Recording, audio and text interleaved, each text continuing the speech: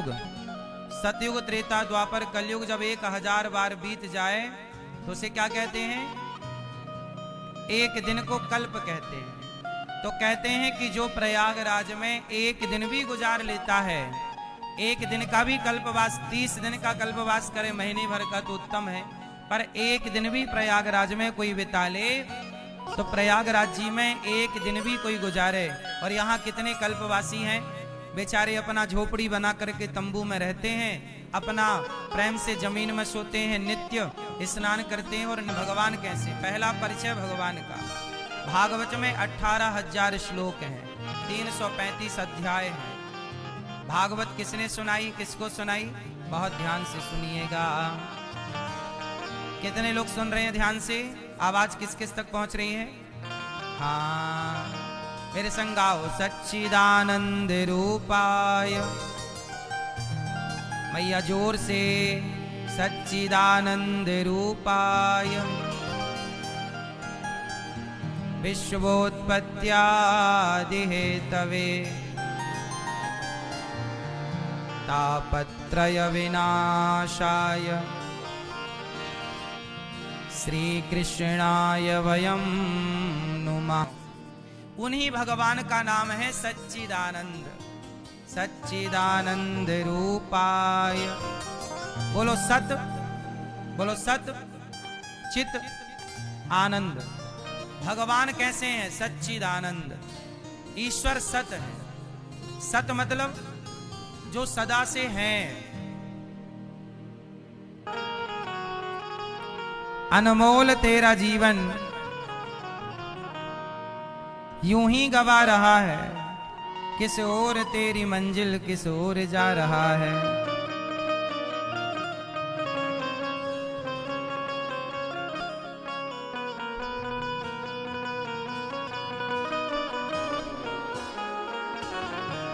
जाएगा जब यहाँ से कोई न साथ देगा, इस हाथ जो दिया है उस हाथ जाके लेगा।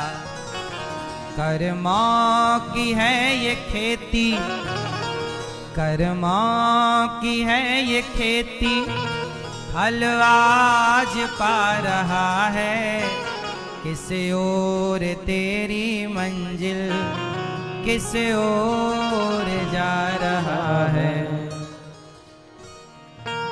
ममता के बंधनों से किस ओर जा रहा है। दिख रहा है, माटी दिख रही है, पर आपने कहा घड़ा है। जैसे घड़े में मिट्टी ही मिट्टी है, ऐसे संसार में भगवान ही भगवान है। अज्ञानवश कहते हैं घड़ा, ऐसे अज्ञानवश कहते हैं ये स्त्री है, ये पुरुष है। लेकिन मैं ये एक बात बताओ, आपके अंदर से भगवान हट जाएं तो आप रह जाओगी? अनिरुद्धाचार्य के अंदर से भगवान की सत्ता हट जाए तो क्या अनिरुद्धाचार्य की अपनी कोई सत्ता रह जाएगी? बोलो। पेड़ पौधों से ईश्वर की सत्ता हट जाए तो क्या पेड़ पौधों की अपनी कोई सत्ता है? उत्तर दो। अच्छा एक बात और समझो, समझ मतलब सरल तरीके से। अच्छा आप लोग कितने, एक बात बताओ, ये पांचों जो सत्ता है, पृथ्वी जल, पृथ्वी के रूप में कौन है? भगवान। जल के रूप में कौन है? भगवान का नाम है नारायण, तो नारायण का नाम ही है नार में शयन करने वालों के। भगवान चोरी कर रहे हैं माखन की, तो आपको डाउट ना हो, जो भगवान माखन चोरी की लीला कर रहे हैं वो भगवान है। पर लीला क्यों कर रहे हैं चोरी की? क्योंकि मनुष्य बन के आए हैं ना। विप्रधेनु सुर संतहित लीन मनुज अवतार, तो मनुष्यों की तरह लीला कर रहे हैं, बिल्कुल सहज सरल।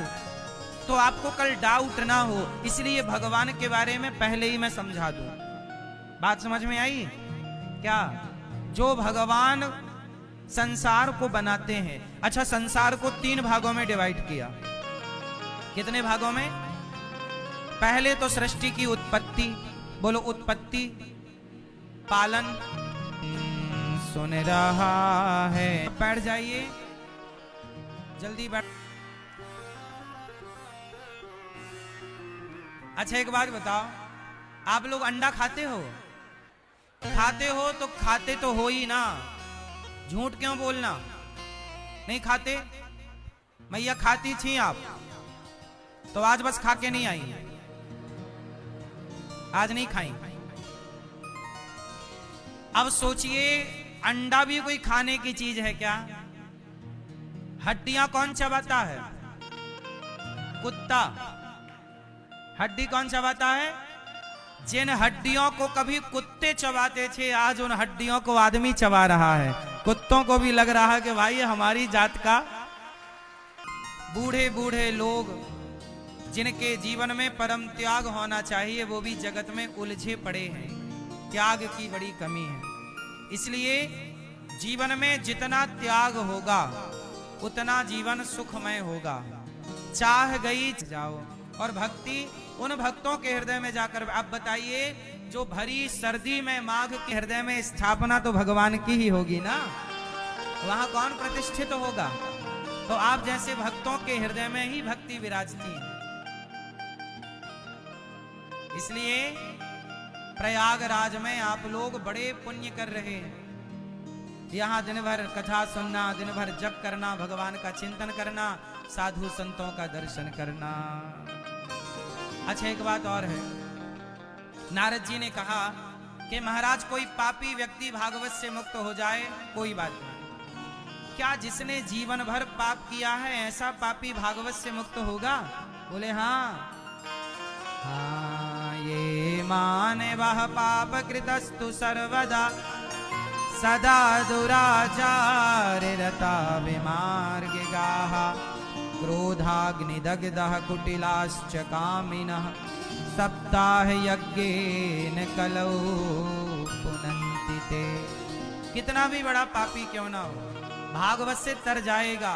बड़े बड़े वीआईपी पापी भी तर गए भागवत जी से। वीवीआईपी पापी, कैसा भी पापी हो मैया। अच्छा, आपको बेटे की इच्छा है तो आपको कष्ट होगा, और बेटे की इच्छा है ही नहीं तो आपको कष्ट नहीं होगा। इसका मतलब बेटे के होने या ना होने से दुख नहीं है, इच्छाओं से दुख है। बेटा नहीं है, अब मीराबाई के बेटा नहीं है, उन्हें कोई दुख नहीं है। क्यों? क्योंकि उन्हें बेटे की इच्छा ही नहीं है।